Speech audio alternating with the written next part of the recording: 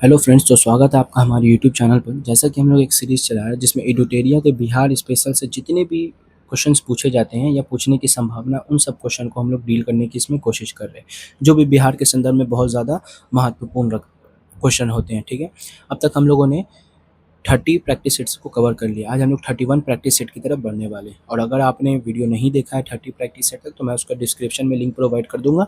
आप उसके प्लेलिस्ट से जाकर वहाँ से वीडियो को ईजिली देख सकते हैं। तो आज हम लोग 31 प्रैक्टिस सेट को कवर करेंगे, जिसमें आज हम लोग स्पेशली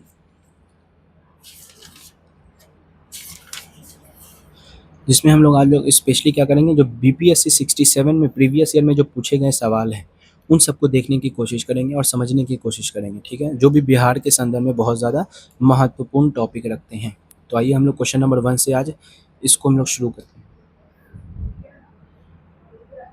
तो सबसे पहला क्वेश्चन है हमारा, बिहार के आर्थिक सर्वेक्षण 2020-21 के अनुसार गलत कथन को चुनिए। तो इसका सही आंसर ऑप्शन बी है। ठीक है, बिहार में प्राथमिक शिक्षा 2.8% की दर से वृद्धि हुई, ये क्या है, इसका गलत कथन है। बाकी जो भी कथन है वो क्या है, बिल्कुल इसका सही है।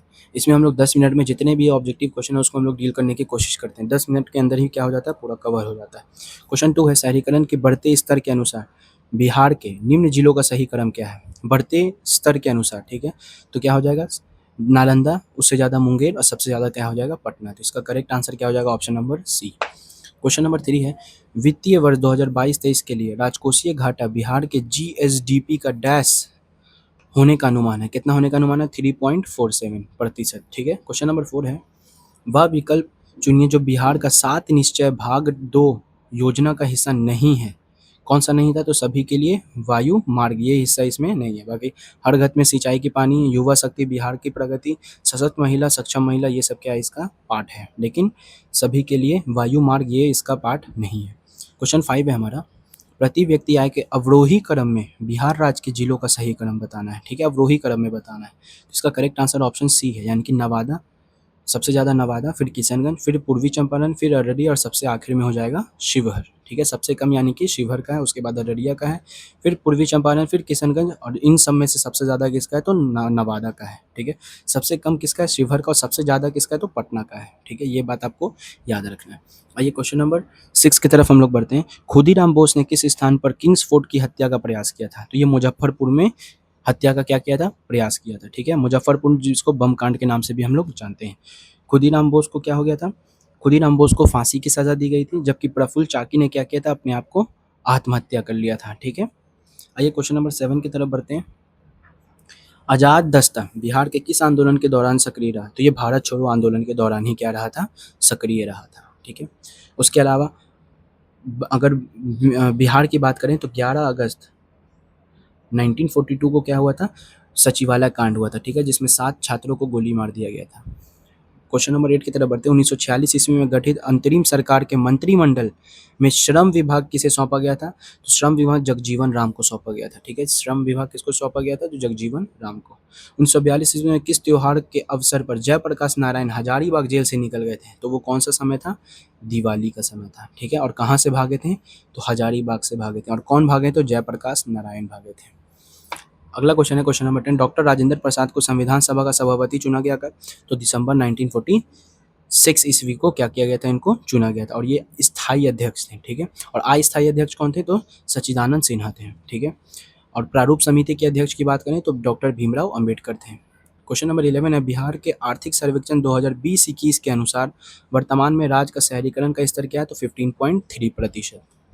आगे बढ़ते हैं क्वेश्चन 12 की तरफ। बिहार का खादी के ब्रांड एम्बेसडर कौन है, तो उस वक्त कौन थे, मनोज तिवारी। ठीक है, आगे बढ़ते हैं क्वेश्चन नंबर 13 की तरफ।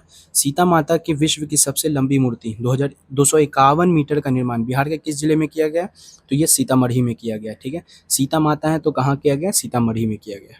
आगे बढ़ते हैं क्वेश्चन 14 की तरफ।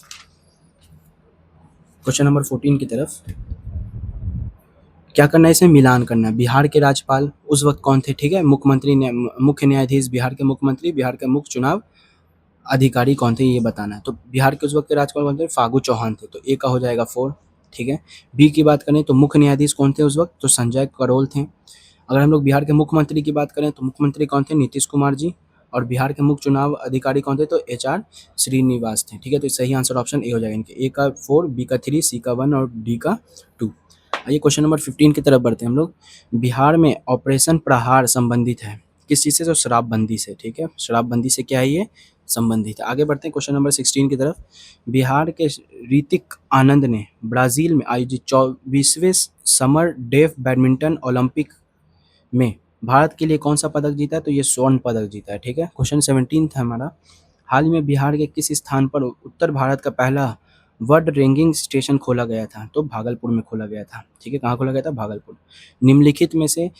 निम्न में से किसने बिहार को गिद्ध संरक्षण योजना शुरू किया था? तो वाल्मीकि टाइगर रिजर्व ने शुरू किया। ये कहाँ है? तो पश्चिमी चंपारण में। कहाँ है ये? पश्चिमी चंपारण में। आगे बढ़ते हैं क्वेश्चन नंबर 19 की तरफ। सुनंदिनी कार्यक्रम संबंधित है तो ये आंगनवाड़ी कार्यकर्ताओं से संबंधित है, ठीक है। आगे बढ़ते हैं क्वेश्चन 20 की तरफ। मगध शासक बिंबिसार का चिकित्सक कौन था?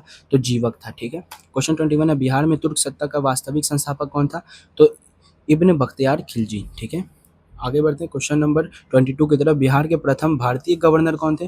तो सत्येंद्र प्रसन्न सिन्हा थे। क्वेश्चन 23 है। बिहार का चौड़ी विद्रोह किस वर्ष हुआ? तो ये 1798 में हुआ था। कब हुआ था चौड़ी विद्रोह? 1798 में। क्वेश्चन 24 है। किस वर्ष उड़ीसा को बिहार से पृथक किया गया? तो ये 1936 में किया गया था। अगर डेट की बात करें तो 1 अप्रैल 1936 को किया गया था। क्वेश्चन 25 है। प्रथम बौद्ध महासभा कहाँ आयोजित हुई थी? तो ये जो हुआ था ये राजगिरी में हुआ था। कहाँ हुआ था? राजगिरी में, ठीक है। आगे बढ़ते हैं क्वेश्चन 26 की तरफ। बिहार का राज्य का कुल भौगोलिक क्षेत्रफल क्या है? तो 94,163 वर्ग किलोमीटर है। 94,163 वर्ग किलोमीटर, ठीक है। क्वेश्चन नंबर 27 की तरफ बढ़ते हैं हम लोग। क्वेश्चन 27 है। बिहार का शोक किस नदी को कहा जाता है? तो ये कोसी नदी को कहा जाता है क्योंकि ये हर साल बाढ़, तबाही ये सब लेकर आती है, फसल की बर्बादी लेकर आती है। आगे बढ़ते हैं क्वेश्चन 28 की तरफ। बिहार में किस जिले में तेल्हार कुंड जलप्रपात अवस्थित है? तो ये कहाँ है? कैमूर में है। कहाँ है ये? कैमूर में।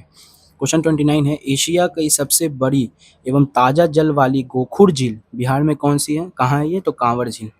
कौन सी है ये? कांवर झील, ठीक है। कौन सी है ये? कांवर झील, याद रखना है आपको। क्वेश्चन 30 हमारा। बिहार के किस जिले में सबसे अधिक सोने का भंडार है? तो जमुई में। क्वेश्चन नंबर 31 है। बिहार के किस जिले में सिल्क सिटी के नाम से जाना जाता है? तो ये भागलपुर को जानते हैं हम लोग सिल्क सिटी के नाम से। क्वेश्चन नंबर 32 है। भारत की जनगणना 2011 के अनुसार बिहार की महिला साक्षरता दर क्या है? तो 51.50 है, ठीक है। 51.50। तो यहाँ पर हमारा जो भी बीपीएससी 67 में जो पूछा गया सवाल था बिहार से रिलेटेड उसको हम लोगों ने क्या कर लिया? डील कर लिया है। तो यहाँ पर हमारा ये कवर होता है। अगर आपने वीडियो नहीं देखा है तो ज़रूर से डिस्क्रिप्शन से जाके वहाँ पे लिंक से आप वीडियो को देख सकते हैं, ठीक है। मिलते हैं आपसे नेक्स्ट वीडियो में, तब तक के लिए अपना ख्याल रखें। Take care, bye.